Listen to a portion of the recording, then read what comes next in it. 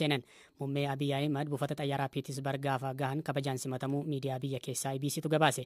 Hamzaa Hussein dabalee isinitti hima.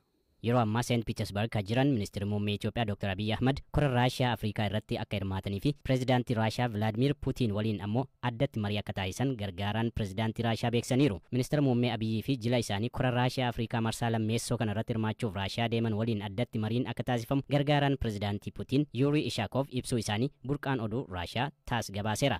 Kora Raashiyaa Afrikaa michummaa Afrikaa fi Raashiyaa gidduu cimsuuf jedhame adoolessa 27-28 bara 2023 Raashiyaa magaalaa Seent Piitersbargitti geggeeffamu irratti argamuudhaaf pireezidaantiin Eertiraa Isaayyaas Afeworqiis garasitti qajeelaniiru. Ministeerri muummee Itoophiyaa Dr. Abiy Ahmadii fi pireezidaantii Puutiin kora Raashiyaa Afrikaa jalqabaa waggaa 4 geggeeffamee ture irrattis wal arganii dhimmoota hariiroo seena qabeessa biyyoota lamaanii fi ardii Afrikaa ilaaluu irratti mari'atanii turan. Korri Raashiyaa Afrikaa ka Raashiyaan dhiibbaa biyyoota lixaa irraa isheerra gahaa jiru dandamachuuf biyyoota Afrikaa of duukaa hiriirsuu yaalti jedhame kamisa jalqabama. Kora lammeessoo magaalaa Raashiyaa Seent Piitersbarg keessatti geggeeffama jedhame kanarratti bakka bu'oonni biyyoota Afrikaa 50 ni argamu jedhamee eegama.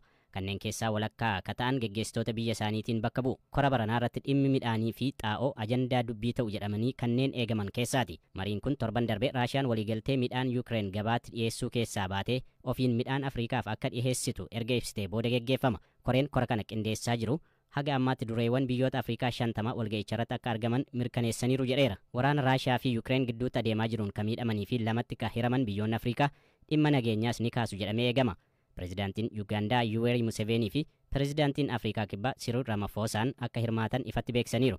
Pireezidaantiin Raashiyaa Vladimir Puutiin walga'ii guyyoota lamaaf tura jedhame kanarratti geggeessitoota biyyoota Afrikaa garaagaraa waliin dhuunfaatti wal arganii akka marii raawwatame. Badiin mufii fi komii jabaa hawaasa keessatti uume kana manni murtii magaalichaa ragaa namaa fi mana yaalaa bu'uureffachuun har'a murteesse.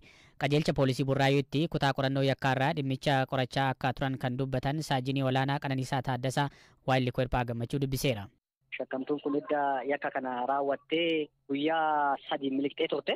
Achuma kutaa magaalaa Burraayyuu aanaa Ejersa Gooroo bosona Saayinsuusii jedhamu keessatti kan ishiin of ajjeesuudhaaf otoo yaalii gootuu hawaasni argee kan eeruu nuu kennee to'atamte. Akka nama sammuun darbee wayii ta'aa turte yeroo qabamtu sana keessatti bariitu isaa gaafa itti deemnu fedhiidhuma ishiitiin aarii abbaa manaa ishii Geeta'uun Baalchaa nama jedhamu kana qaluu dadhabdee yakka suukanneessaa kana kan ishiin ijoollee lama tokko Naa'ol Geetuu kan jedhamuu fi Naanaatii Geeta'uun kan jedhamtu kan ishiin bakka isaan rafanii jiranitti morma isaanii irra kukuttee mataa isaanii iddoo adda addaa rukuttee kan ishiin ajjeestee du'uu isaanii mirkaneeffattee booda uffata ishee walitti qabdee mana keessatti ibiddatti qabsiistee ibiddi sun ka'ee ijoollee sana qabatee kan ijoolleen sun gubachuu danda'ani.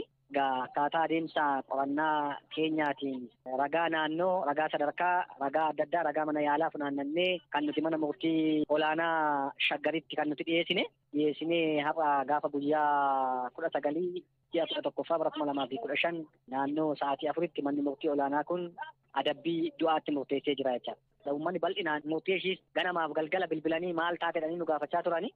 Kanaaf uummanni kutaa magaalaa keenyaa fi uummanni naannoo Oromiyaa, uummanni Itoophiyaa hundi galatoomanii tattaaffii fi eeruu isaan nuu kennaa turaniin galata guddaan uummata kana asumaan galchuu barbaada. Abbaa ijoollee kanaa kan ta'an obbo Geeta'uun Baalchaa murtii har'a kenname irratti waan isaan itti dhaga'ame BBCtti himaniiru. Haala murtiin kennametti gammadeen jira. Haaluma adeemsisaas immoo karuma hundaayyuu kun akkamitti raawwatama. Raawwiin isaa akkamitti ta'a kan jedhuuf immoo kana warra abbaa seeraatii fi naannoo akka maatiitti aarsaa kana kaffallee jirra. Ijoolleen keenyas miidhamanii jiru.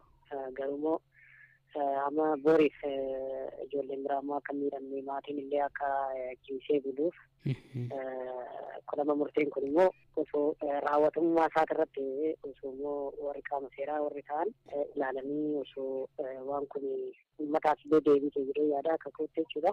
Maaliif yeroo hundaa akkasumatti murtiin akkanaa hin malaatamaa. Garuu yeroo wanni kun raawwatamu dhageessoo kennamu argisu waan hin jirre. Sochii qaamni seeraa godhe yakka kana qorachuu keessatti nama yakka kana raawwate to'annoo jala oolchuu keessatti akkasumallee manni murtii dhimma kana qabatee haalli ittiin raawwate akkamitti ilaaltan isin dhimmi kun dafee raawwate moo tureettu moo? Baay'ee nuti gammadamuuf yeroo gabaabaa kana keessatti murtii akkanaa qoratanii murtee kana laachuun baay'ee nama gammachiisa. Maaliif wanti amma dhimmi koo lafarraa harkifame waan hin jedhu tokkollee hin jiru baay'ee gammachiisa. akkuma jiretti masallee miidiyaalee qaama seeraas illee fi immoo mana murtii shaggarii illee akkasumatti galateeffachuu barbaadaa jechuudha. Amma isaanis immoo hojii manaa kan ta'u murtee kana to'atanii kanuma gaggeessisuu irratti immoo akka gahee mataa isaanii akka baatan jedhee yaadaa akkuma mataa kootti jechuudha. Kanumallee akkuma laalaa takkamatti kanan nuuf deebisanii sanallee akka nu raawwachiisan jedhee abdiin qaba. Isin amma haala kam keessa jirtu ergasii namni akkamitti isin bira dhaabbate maal keessa jirtu isin jajjabaattaniittu? Seera yaadanis hundaanis tasgabbeessuudhaanis uummanni afaan jira. Waaqayyo haa galatu. Kun amma dafisanii bahanii gaafa galan dhabuun jechuun nama qullaa dhaabbatedha. Kun amma madaa jabaadha. Madaan kunillee dafee fayyaa kan jedhullee yaada akkasiitillee hin qabu deebisee ammaanii. Abdiin koo murtee kanarratti dhiirri ijoollee koo badee hafuun qabu kan jedhurraan kan ka'e waan hundaayyuu danda'ee ofiisuman hanga ammaatti seera kanas to'achaa ture. Seerris deebii gaarii nu laatee jira. Itoophiyaa keessatti namoota yakka garaagaraa raawwatan irratti murtiin du'aa yeroo raawwatamu ni dhaga'ama. Haa ta'u garuu murteen kun yeroo hedduu hojiitti ni hiikamu. Itoophiyaatti isaanii diiguu ibsan. Tarkaanfiin kun qaama waliigaltee waraanaa lubbuu hedduu gaaga'ee fi addunyaa irratti isa hamaa ta'e karaa nagaan furuuf irra ga'ameeti. Waraana waggaa 2 turetti humnoota Tigraay hoogganuun mootummaa federaalaa lolaa kan turanii fi yeroo ammaa itti aanaa mootummaa yeroo naannoo Tigraay kan ta'an Leetinaanti Jeneraal Taaddasaa Warradaa hanga ammaatti loltoonni 55,000 caalan gara bakka irraa dhufaniitti deebifamuun hawaasa isaanitti makamuu ibsan. Leetinaanti Jeneraal Taaddasaan gurmuu loltootaa diiguun hidhattoota gara maatii isaaniitti deebi'an kunneen gootota aarsaa kan falan jechuun jajaniiru. Hidhattoota TPLF diigaman kunneen jireenya isaanii deebisuuf hojiin komishinii haaromsaa mootummaa federaalaan hojjetamuu qabu barfatus naannichi adeemsa nageenyaa buusuu milkeessuuf jecha hojii kana eegaluu ibsan qondaalli naannichaa kun. Hidhattoota 55,000 hir'isuu eegalleerra. Gurmuu waraanaa fi damee hojjettootaa hunda keessaa hir'isaa jirra. Kanneen hir'ifamanii fi kanneen turan waliin erga sirriitti mari'annee waliigalteerra geenyee boodadha tarkaanfiin kun kan fudhatame. Komishinii haaromsaa mootummaa federaalaa hidhattoota geggeeffamaniif maallaqa isaan ittiin jireenya isaanii dhaabbatan akka kennu eegamaa ture. Garuu adeemsi kun barfateera. Nuti eegaluun waan nurra jiruuf eegalle. Nagaaf jennee ofii keenyaan eegalleerra. Kanneen geggeeffaman hojii hedduu ka hojjetanidha. Nageenya uummata Tigraay eegsisuuf aarsaa barbaachisu warra kaffalanidha. Gootota kabaji guddaan maluuf nutis kabajaan geggeessaa jirra. Kabajaan haala isaan ittiin jiruu isaanii geggeeffatan mijeessinee fi geggeessina. Hojjetanii mataa isaaniif maatii isaanii bulchuu waan qabaniif haala kana mijeessuun hojii mootummaa fi uummata Tigraay. Hidhattoota 55,000 ta'an kunneen adoolessaa fi fulbaana dhufu keessatti guutummaatti gara jiruu idileetti akka deebisan himan. Ammaaf waan ji'oota itti aanuuf isaan gargaaru aanaa isaaniirraa nyaata fudhataniiru. Haga isaan kan harkaa qaban fayyadamanitti nuti immoo guutummaatti gara jireenya idileetti isaan deebisuuf hojii eegalle ni xumurra. Maallaqa barbaachisus ni kenninaaf. Komishiniin haaromsaa hagasitti ni qaqqaba jennee eegna. Garuu inni qaqqabus qaqqabuu baatus uummanniif mootummaan Tigraay yeroo kenname keessatti jiruu idileetti isaan deebisu. Adoolessaa fulbaana dhufan kana keessa hojii kana ni xumurra. Isa booda haala isaan ittiin ofiin hojjetanii of jiraachisan uumnaaf. Waraanni waggaa 2 gaggeeffame lubbuu miliyoona walakkaa ol galaafateera. Waraana waliinii kanarratti dhiittan mirgoota namoomaa hedduun raawwachuu kanneen mirgoota namoomaaf falman himaa turan. Jaarsummaa Gamtaa Afrikaa fi mootummaa Ameerikaatiin deeggaramuun waliigalteen nageenyaa mallattaa'uun waraanichi dhaabbatus naannoon Tigraay daafoo waraanichaan dararamuu ittuma fufteetti. Waraana kanaan lammiileen miliyoonaan lakkaa'aman rakkatanii harka namaa eeggatu.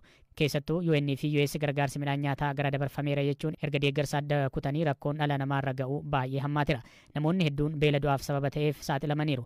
Ammoo dhiittaa mirga namoomaa fi yakkoota waraanaa raawwatamaniif hanga yoonaa qaamni itti gaafatame dhibuun jarmiyaalee mirga namoomaa furii fi chaaditti imaluun haadholii waraana kana jalaa ijoollee isaanii oolfachuuf jecha baqatan dubbistee kan qopheesse Hirphaa Gammachuuti.